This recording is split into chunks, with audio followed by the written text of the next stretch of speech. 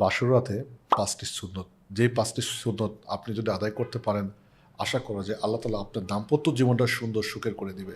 ১ নম্বর সুন্নতটা হচ্ছে স্ত্রীকে সালাম দেওয়া, তার সাথে মিষ্টি করে কথা বলা, তার নাম ধরে ডাকা। ২ নম্বর সুন্নতটা হচ্ছে স্ত্রীকে পানি পান করানো।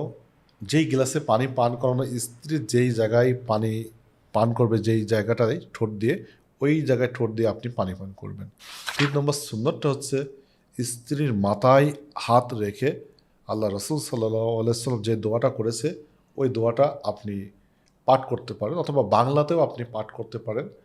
আর ৪ নম্বর সুন্নতটা হচ্ছে ২ রাকাত নফল নামাজ দুজনে আদায় করতে পারেন।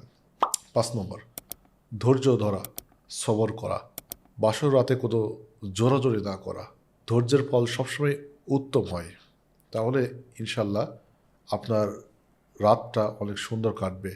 আল্লাহ তাআলা ইসলামিকভাবে আপনার আল্লাহর হুকুম, রাসূল সাল্লাল্লাহু আলাইহি ওয়াসাল্লামের হুকুম পালন করার মধ্য দিয়ে আপনার জীবনটা শুরু হবে। আশা করা যায় নেককার সুসন্তান এবং আপনার দাম্পত্য জীবনটা সুখের বার্তা বয়ে আনবে। আল্লাহ হাফেজ।